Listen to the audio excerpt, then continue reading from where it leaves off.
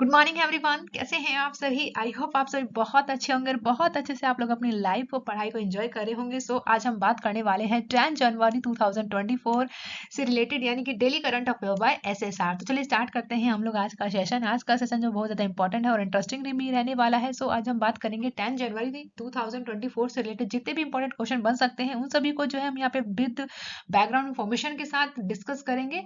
साथ ही video class में मैं जो है आप लोगों से क्वेश्चन भी पूछूंगी और इसी के साथ जो है हम लोग यहाँ पे लेके चल रहे हैं स्टैटिक जीके का पोर्शन, जहाँ पे जो है हम लोग यहाँ पे इंपॉर्टेंट क्वेश्चंस को डिस्कस करते हैं जो कभी ना कभी किसी न किसी एग्जाम में पूछे गए हैं। तो आज के ही लेक्चर में हम स्टैटिक जीके में कवर करने वाले हैं उन सभी क्वेश्चंस को जो कि बेसिकली जो है गंगा रिवर से रिलेटेड है। तो गंगा रिवर जो कि कई सारे एग्जामों में, जितने भी एग्जाम हुए हैं अब तक, उन सभी एग्जामों में पूछे भी गए हैं और आने वाले टाइम में तो बहुत सारे एग्जाम है ही, जैसे कि यूपी पुलिस कांस्टेबल का है और भी आप लोगों के अन्य एग्जाम है, आरओ का है एग्जाम, है ना।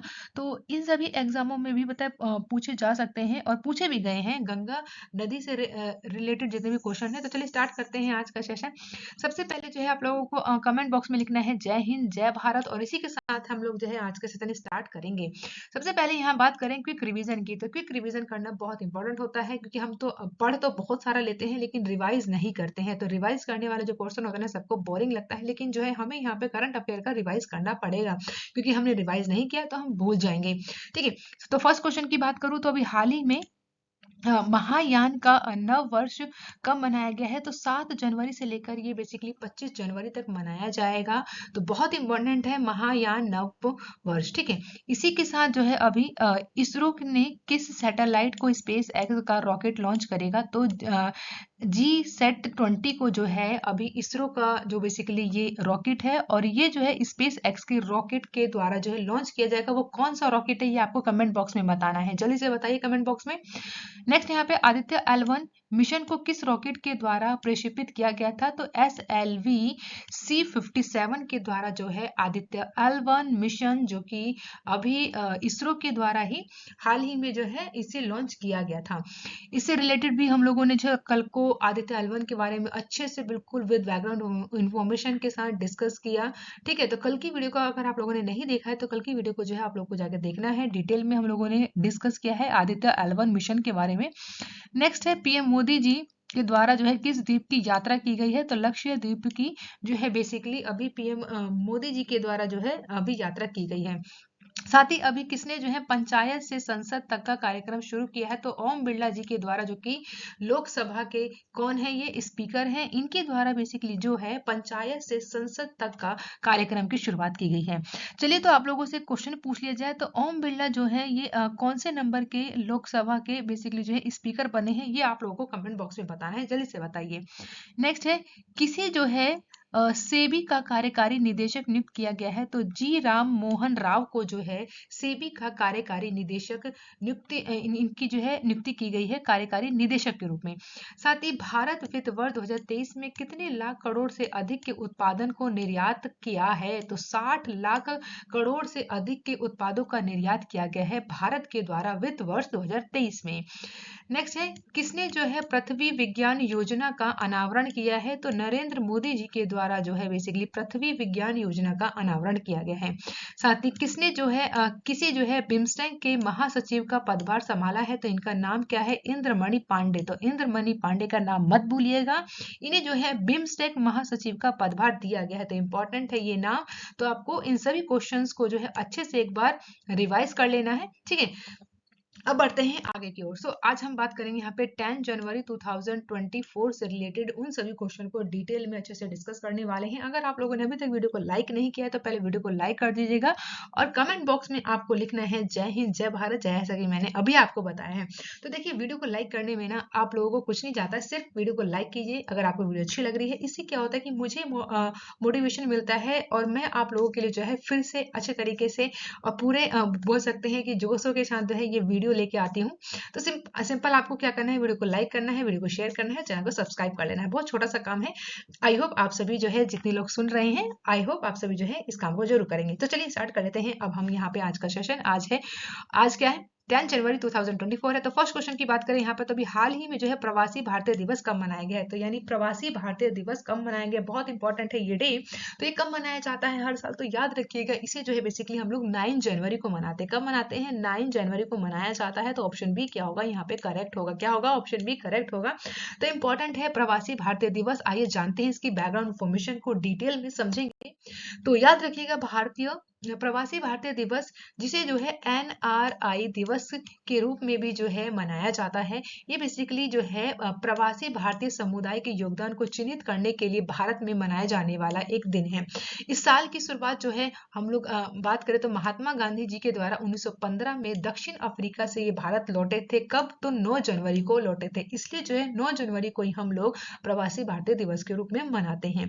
ये दिवस जो है बेसिकली क्या है, भारतीयों के उपलब्धियों और योगदान को पहचानने और सम्मानित करने और भारत में वैश्विक भारतीय समुदाय के बीच संबंधों को मजबूत करने के लिए मनाया जाता है।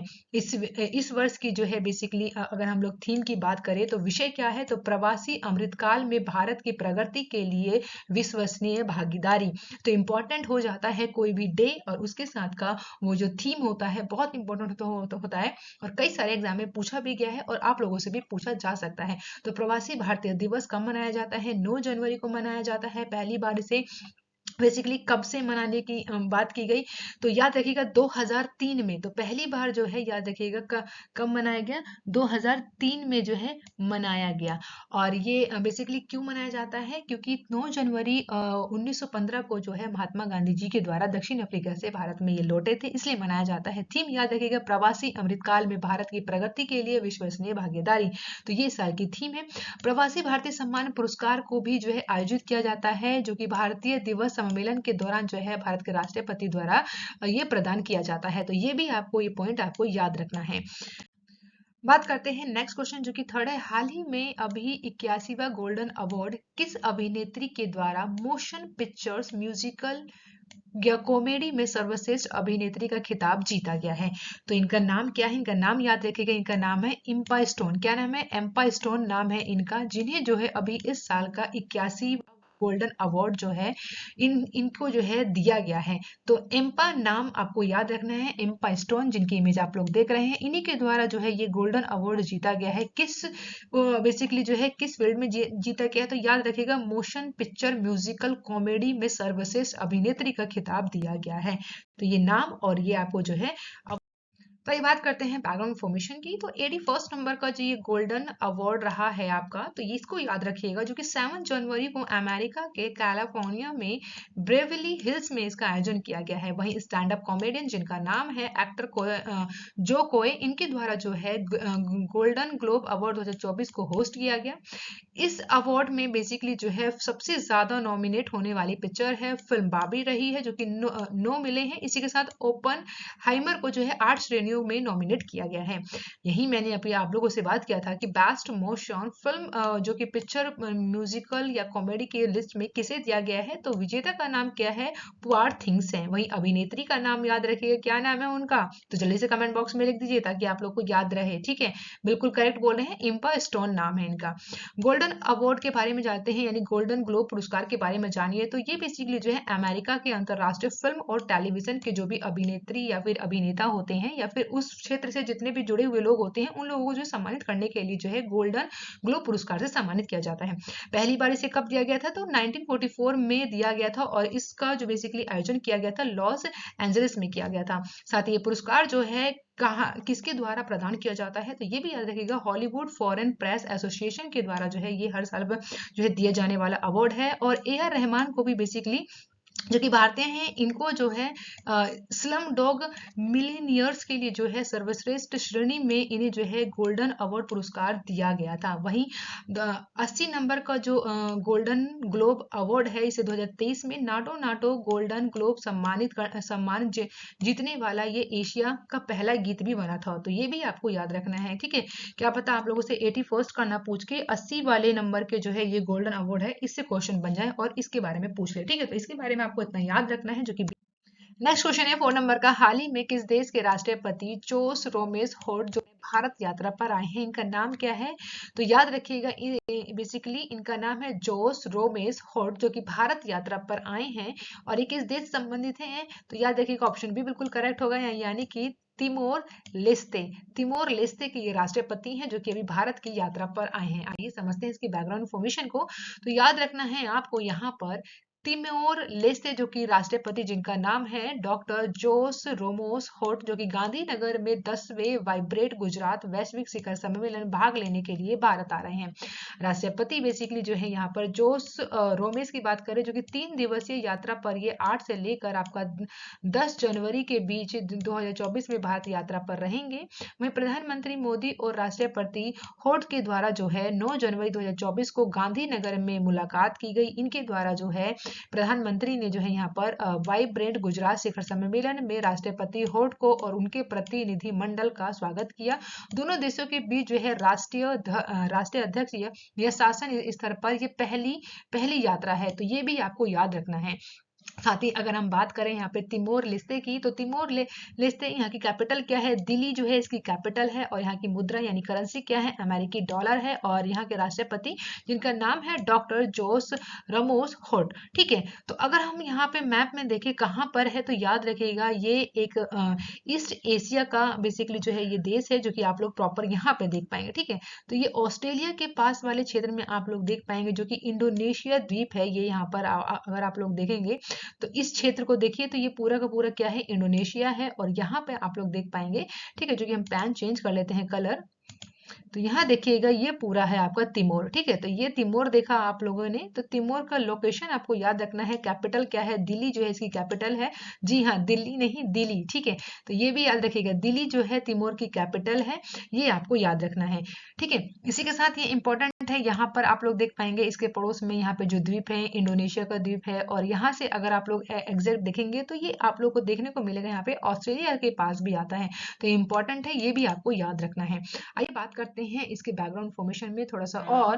तो सबसे पहले यहाँ पे याद रखिएगा क्या है, तो भारत के द्वारा जो है तिमोर लेस्ते को दिए गए प्रस्ताव में पीएम मोदी के द्वारा जीवंत दिल्ली और दिल्ली कनेक्टिविटी के निर्माण के लिए भारत की प्रतिबद्धता को पुष्टि की गई है। सितंबर 2023 में प्रधानमंत्री मोदी जी के द्वारा जो है तिमोर लेस्ते में भारतीय मिशन की स्थापना की घोषणा की गई। इसमें प्रधानमंत्री मोदी ने जो है मुख्य रूप से तिमोर लेस्ते को कई क्षेत्रों में सहायता की पेशकश की बात की गई। जैसे कैसे? तो याद रखिएगा, क्षमता निर्माण में, मानव संसाधन विकास में, वहीं यहाँ बेसिक जो फिनटेक में, ऊर्जा में, इसी के साथ पारंपरिक चिकित्सा और फार्मा सहित जो है स्वास्थ्य देखभाल में जो है राष्ट्रपति के प्रधानमंत्री के द्वारा जो है इन सभी क्षेत्र में बात की गई है सहायता करने की। यही अगर हम लोग बात करें अभी जो है याद रखिएगा IASI और यहाँ पे CDRI में जो है शामिल होने के लिए भी निमंत्रण दिया गया है। तो प्रधानमंत्री मोदी ने जो है तिमोर लेस्ते के जो है अंतरराष्ट्रीय सौर गठबंधन, जिसे आप लोग IAS कहते हैं, और आपदा निरोधी बुनियादी ढांचे के गए गठबंधन में शामिल होने के लिए इन्हें आमंत्रित किया गया है। प्रधानमंत्री मोदी जी के द्वारा तिमोर लेस्ते में 11वें सदस्य के रूप में स्वीकार करने और आसियान के सैद्धांतिक फैसले पर राष्ट्रपति होर्ट को बधाई दी गई है। प्रधानमंत्री ने जल्द ही पूर्ण सदस्यता हासिल करने की उम्मीद भी जताई है। तो ये सभी आपको याद रखना है, क्योंकि बहुत इंपॉर्टेंट है, ये आप लोगों से पूछा जा सकता है क्वेश्चन की फॉर्म में। तो घबराइएगा नहीं, अच्छे से आपको जो है पढ़ना है, समझना है। कोई डाउट हो तो आप मुझसे कमेंट बॉक्स में पूछ सकते हैं। वीडियो कैसी लगी है इसके लिए आपको सिंपल से क्या करना है, लाइक वाले बटन पे क्लिक कर देना है। ठीक है, अब बात करते हैं नेक्स्ट क्वेश्चन, जो कि 5th नंबर का है। अभी हाल ही में जो है किस राष्ट्रीय उद्यान में लुप्त हॉग हिरण को पहली बार देखा गया है? तो याद रखिएगा, ये लुप्त हॉग हिरण है जिसे पहली बार देखा गया है। देखो कितना प्यारा है और सुंदर है ना। तो ये आपको याद रखना है, ये पहली बार कहाँ देखा गया है और किस राष्ट्रीय उद्यान में देखा गया, जो कि लुप्त प्रजाति माना जाता है। तो कहाँ पे देखा गया? तो याद रखिएगा, राजा जी टाइगर रिजर्व। कहाँ पर? राजा जी टाइगर रिजर्व, ऑप्शन ए बिल्कुल करेक्ट होगा। यहाँ पर बेसिकली जो है लुप्त हॉग हिरण को पहली बार देखा गया है। अगर हम बात करें यहाँ पे हॉग डियर को पहली बार जो है राजा जी टाइगर रिजर्व में देखा गया है। राजा जी टाइगर रिजर्व जो कि उत्तराखंड के 3 जिले यानी हरिद्वार, देहरादून और पेरी गढ़वाल में फैला हुआ है।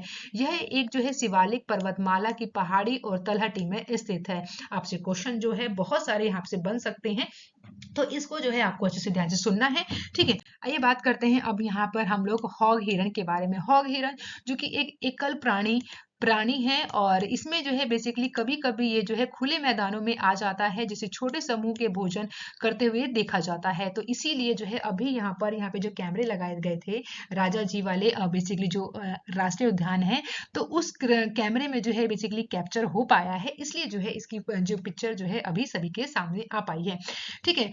अधिकांश भाग में ये क्या होता है, गतिहीन और प्रवास नहीं कर पाते हैं। और इनके अगर हम लोग यहाँ बात करें लैंगिक की, तो अगर इनकी प्रजाति लैंगिक जो है द्विरूपता प्रदर्शित करती है, जो कि मादा नर होती है, जो कि तुलना में थोड़ी छोटी होती है, और उनमें जो सींगें होती हैं, उनकी सींगें भी थोड़ी सी छोटी होती है, कमी होती है इसमें।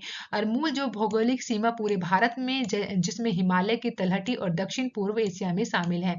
यानी कि यहाँ से पता चलता है, अगर हम लोग इनकी लोकेशन की बात करें तो कहाँ पर है, तो जो कि ये भौगोलिक रूप से बात करें तो पूरे भारत में है, जो कि सीमा पर, और जैसे हिमालय की तलहटी और दक्षिण पूर्व एशिया में ये शामिल आप लोगों को देखने को आसानी से मिल जाएंगे। लेकिन फिलहाल तो ये लुप्त हैं। तो ऐसा देखा जाता है कि ये कभी कभी ही यहाँ पे देखने को मिल पाते हैं। तो मनुष्य ने जो है यहाँ पर टेक्सास, फ्लोरिडा और हवाई स्थित श्रीलंका, ऑस्ट्रेलिया और संयुक्त राज्य अमेरिका में जो है इस हिरन को स्वतंत्र आबादी पेश की गई है। ऐसा प्रतीत होता है कि ये घने जंगल को पसंद करता है, और हालांकि ये जो है अक्सर जो है साफ सफाई घास के मैदानों और कभी कभी गीले घास के मैदानों में भी देखा जाता है।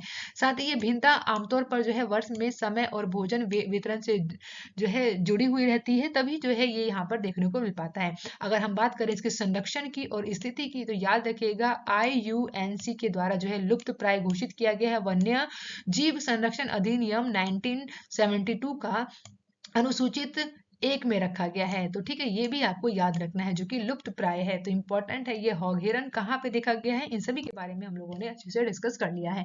नेक्स्ट क्वेश्चन क्या है, नेक्स्ट क्वेश्चन 6 नंबर का है। तो अभी हाल ही में जो है किस केंद्रीय मंत्री के द्वारा जो है इंडस फूड 2024 प्रदर्शनी का उद्घाटन किया गया है। तो याद रखिएगा केंद्रीय मंत्री कौन है, वो पीयूष गोयल जी हैं। तो ऑप्शन सी क्या होगा यहाँ पे करेक्ट होगा।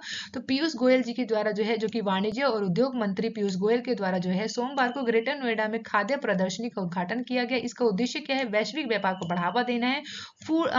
इंडस फूड 2024 को जो है हर साल वाणिज्य विभाग के सहयोग से भारतीय व्यापार संवर्धन प्रदर्शन को आयोजित किया जाता है। तो ये आपको याद रखना है इंडस फूड के बारे में। साथ ही नेक्स्ट क्वेश्चन की बात करें, जो कि यहाँ पे 7 नंबर का है। हाल ही में किसके द्वारा जो है AI ओडिसी नामक पहल की शुरुआत की गई है। तो याद रखिएगा माइक्रोसॉफ्ट के द्वारा जो है इसकी शुरुआत की गई है। बहुत इंपॉर्टेंट है, आपको याद रखना है AI ओडिसी। तो ये है क्या, तो याद रखिएगा माइक्रोसॉफ्ट के द्वारा AI प्रदर्शित किया गया है, जिसमें जो है AI टूर और जनरेटिव AI को परिवर्तनकारी प्रभाव का प्रकाश डालेगा।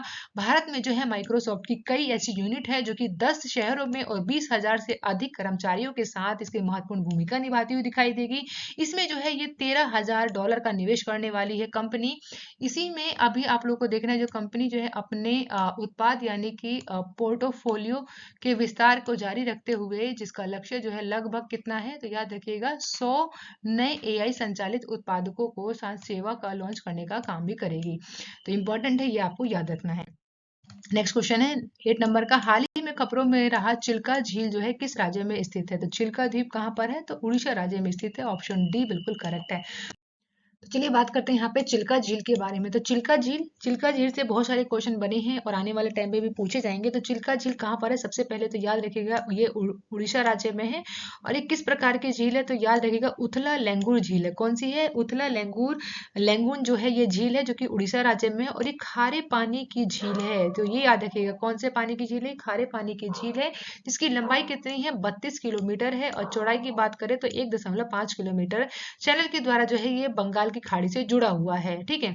इसी के साथ ये जो समानांतर होकर बेसिकली जो है ये बंगाल की खाड़ी से ये बहता रहता है।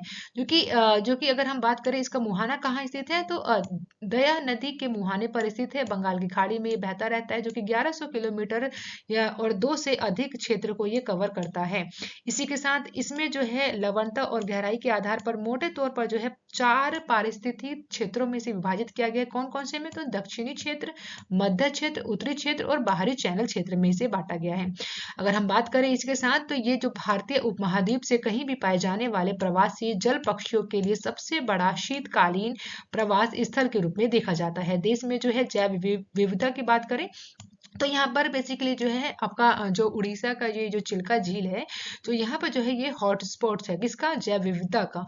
इसमें जो है यहाँ पर जो है IUCN के द्वारा खतरे वाले जानवरों को जो है रेड लिस्ट में डाला गया है। कौन कौन से हैं, तो दुर्लभ, कमजोर और लुप्त प्राय प्रजाति जो कि अपने जीवन चक्र में के जो है कम से कम हिस्से में यहाँ पर इस झील के क्षेत्र में निवास करती हैं। वही चिल्का झील को जो है रामसर कन्वेंशन के द्वारा अंतरराष्ट्रीय महत्व की पहली भारतीय आर्द्रभूमि में नामित किया गया था। कब, 1981 में। ये भी याद रखना है।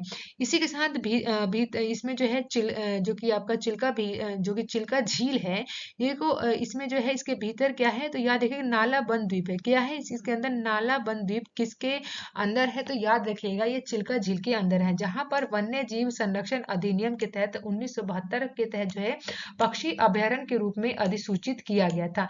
तो नाला बंद द्वीप को याद रखिएगा, ये पूछा जा सकता है। ठीक है, बहुत इंपॉर्टेंट है, आपको याद रखना है। कोई भी डाउट हो या फिर किसी तरह का आप लोगों की कोई समस्या हो तो आप लोग कमेंट बॉक्स में बता सकते हैं, और फीडबैक देने के लिए आपको कमेंट बॉक्स में बताना होगा।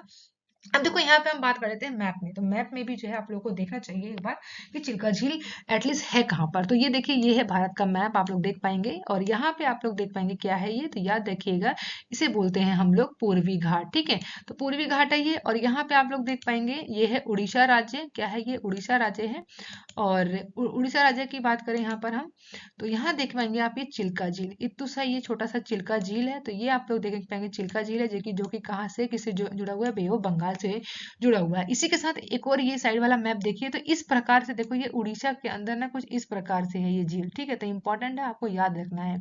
तो ये आप सभी को जो है इंपॉर्टेंट है, और ये जो द्वीप की बात कर रहे थे ये भी आपको यहाँ पे दिख जाएगा इजिली। तो इंपॉर्टेंट है, ये आपको सभी को याद रखना है चिल्का झील के बारे में। तो नेक्स्ट क्वेश्चन की बात करें जो कि 9 नंबर का है, हाल ही में अभी राष्ट्रपति द्रौपदी मुर्मू ने तेंजिंग नोरगे राष्ट्रीय साहस पुरस्कार 2022 के लिए किस सम्मानित किया गया है। बहुत इंपॉर्टेंट है, याद रखिए कि इनका नाम क्या है, सविता कसवाल है। क्या नाम है, सविता कसवाल, जिन्हें जो है अभी 2022 में तेंजिंग नोरगे राष्ट्रीय साहस पुरस्कार 2022 से सम्मानित किया गया है सविता कसवाल को। ये बात करते हैं बैकग्राउंड इन्फॉर्मेशन की। तो राष्ट्रपति द्रौपदी मुर्मू जी के द्वारा जो है पर्वतारोही स्वर्गीय सविता कसवाल को मरण उपरांत, याद देखिएगा मरण उपरांत जो है तेंजिंग नोरगे राष्ट्रीय साहस पुरस्कार 2023 से सम्मानित किया जा रहा है।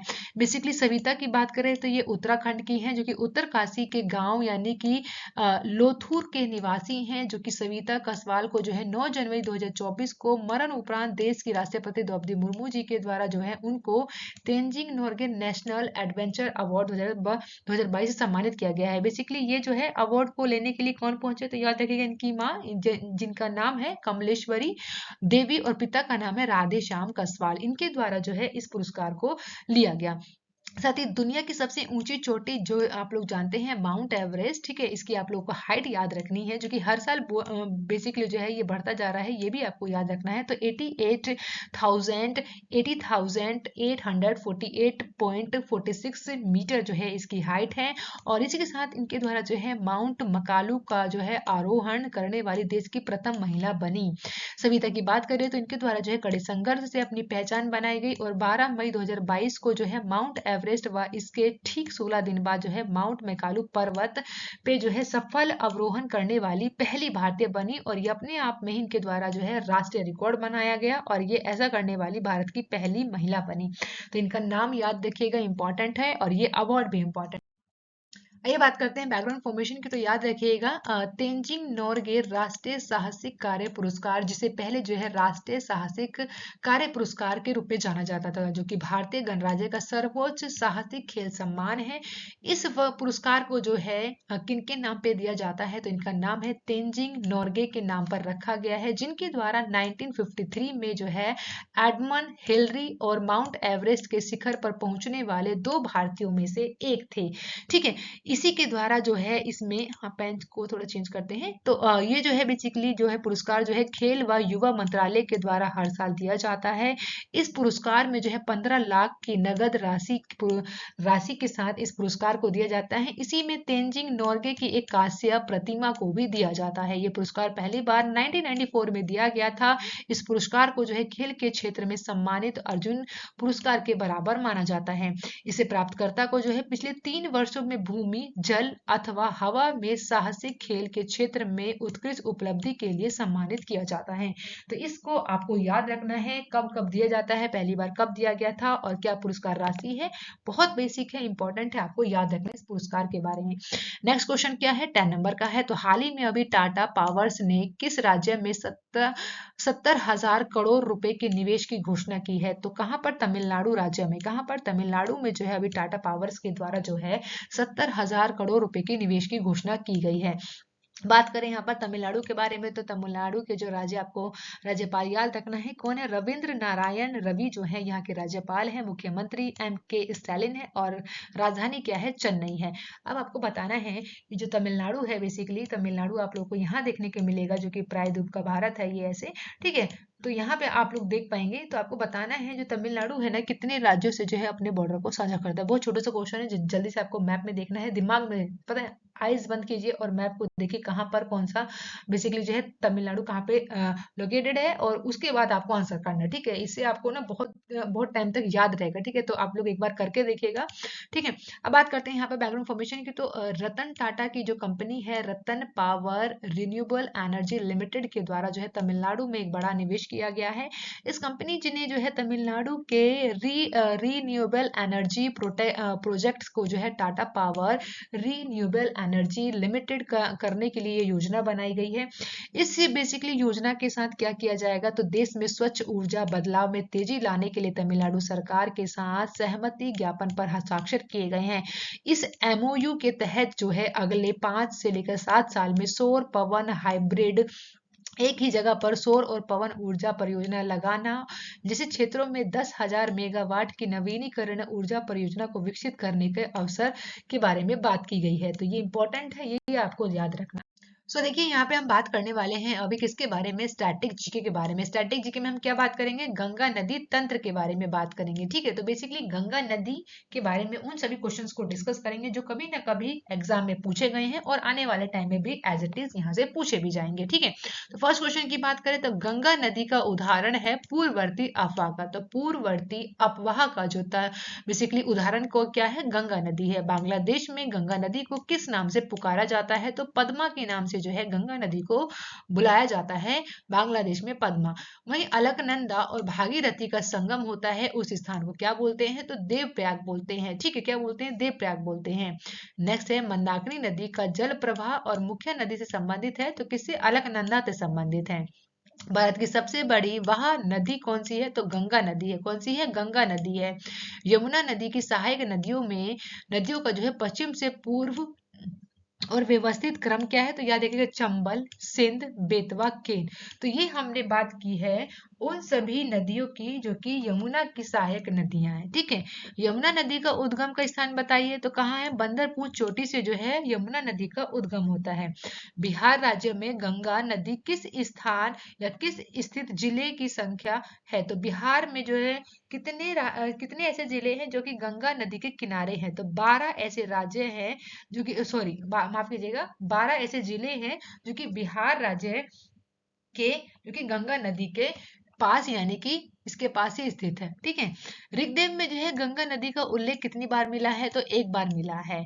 गंगा नदी को कहां कहां से होकर गुजरती है? तो उत्तराखंड से शुरुआत होती है इसकी, फिर उत्तर प्रदेश में बहती है, बिहार में, झारखंड में, पश्चिम बंगाल में, और फिर आपका जो है इन सभी राज्यों से होकर ये फिर कहा जाती है बांग्लादेश में ये जाती है, और जहाँ पे जो है ये सुंदरवन नाम का ये एक बहुत सुंदर सा बेसिकली जो है डेल्टा बनाती है, यानी कि ब्रह्मपुत्र नदी के यहाँ से बहती हुई आती है और आपका ये यहाँ से गंगा नदी इस तरीके से, और ये बांग्लादेश में जाती है, और यहाँ पर जो है ये आपका जो है इस प्रकार से डेल्टा बनाती है।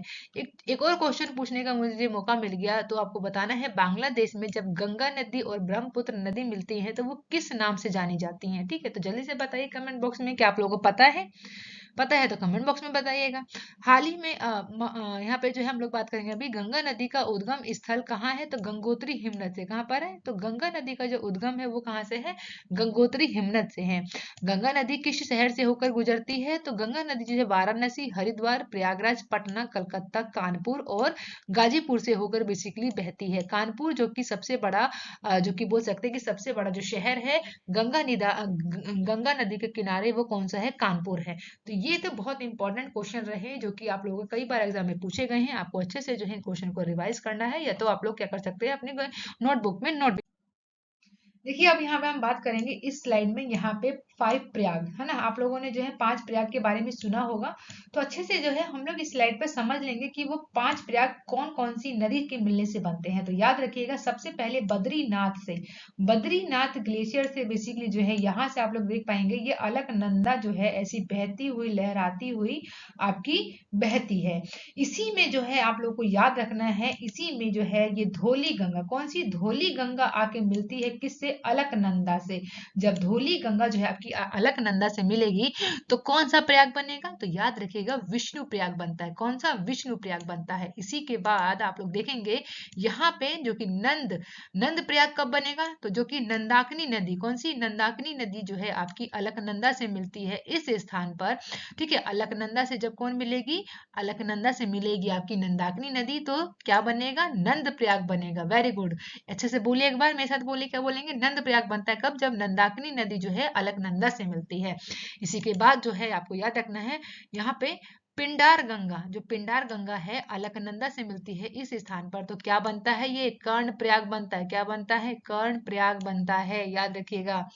नेक्स्ट आता है, इसी के साथ हम लोग थोड़ा पैन का कलर चेंज करेंगे।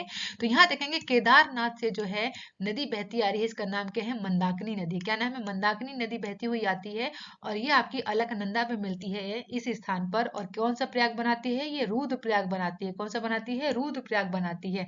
इसी के बाद जो है गंगोत्री से यहाँ से बहती हुई आती है आपकी कौन सी नदी, तो याद रखिएगा ये भागीरथी। कौन सी, भागीरथी जो है आपकी गंगोत्री से बहती हुई आती है और इस स्थान पर मिलती है, कहाँ पे, अलकनंदा से मिलती है और ये आपका देव प्रयाग का निर्माण कराती है। तो ये हुए आपके 5 प्रयाग। तो याद रखिएगा विष्णु प्रयाग कब बनता है, कहाँ पे बेसिकली बनता है, तो याद रखिएगा जब जो है कौन सी गंगा मिलती है, धौली गंगा अलकनंदा से मिलेगी तो विष्णु प्रयाग बनेगा। नंद प्रयाग कब बनता है, जब नंदाकिनी नदी अलकनंदा से मिलती है। वहीं पिंडार गंगा जब है आपकी अलकनंदा से मिलती है तो कर्ण प्रयाग बनाया जाता है। उसी के बाद जो है जो कि भागीरथी जो है, सॉरी माफ कीजिएगा, मंदाकिनी नदी जो है ये आपका यहाँ पे मिलती है अलकनंदा से, तो ये रुद्रप्रयाग बनता है। और इसके बाद जो है गंगोत्री से जो है भागीरथी मिलती है अलकनंदा से आगे, तो देव प्रयाग का जो है निर्माण होता है। तो यहाँ पे ये 5 वो प्रयाग हैं जो कि बहुत इंपॉर्टेंट है। यहाँ पे आप लोग देखेंगे यमुनोत्री से जो है यमुना गंगा मस्ती में अपनी बहती हुई गंगा से आगे जाके मिल जाती है। तो ये तो रही यहाँ पे 5 प्रयागों के बारे में, इंपॉर्टेंट है, याद रखना, दिमाग में छाप लेना। नहीं आ रहा समझ में तो एक बार कॉपी में जो है आप लोगों को नोटबुक में एक बार आप लोग जो है खुद से बनाइए एक बार और एक बार से बार बार बोलिए, याद हो जाएगा, बहुत आसान है। तो यहाँ हम बात करेंगे गंगा के बारे में। तो गंगा रिवर आप लोग देखिएगा ये ऐसी बहती हुई मस्ती में अपनी कहाँ पे जा रही है, ये ऐसे चलते चलते चलते चलते सभी राज्यों से जाकर जो है ये आपका कहाँ पे बह जाएगी, तो याद रखिएगा इस प्रकार से जो है ये आपका बांग्लादेश में आ जाती है। ठीक है, तो बांग्लादेश में जो है पद्मा के नाम से गंगा को जाना जाता है। और जब ब्रह्मपुत्र नदी, यहाँ पे देखिएगा ये जो है ब्रह्मपुत्र नदी अरुणाचल प्रदेश से होती हुई, असम से होती हुई आपका बांग्लादेश में एंटर करती है। तो ये मेघना के नाम से, जिस पॉइंट पे ये लोग मिलते हैं ना, तो उसको क्या बोलते हैं, मेघना। तो वहां से जो है ये बेसिकली मेघना नाम से जो है ये नदी आगे बहती है और ये माउंट ऑफ गंगा है, जहाँ पे जो है ये सुंदरवन का डेल्टा आप लोगों को देखने को मिलेगा और ये बे ऑफ बंगाल में जो है आकर गिर जाती है। तो इस पॉइंट को याद रखना है। तो यहाँ पे हम लोग देख लेते हैं कौन कौन सा जो है बेसिकली आप लोग को देखना है कि कहाँ कहाँ से आ रही है। तो याद रखिएगा, आपको ये भी याद रखना है यहाँ से यमुना जो है, यमुना कहाँ पे मिलती है आपकी, ये इलाहाबाद में मिलती है। तो इलाहाबाद को भी आपको यहाँ पे याद रखना है, जो कि प्रयागराज बनता है ना। तो ये आपको बात याद रखना है।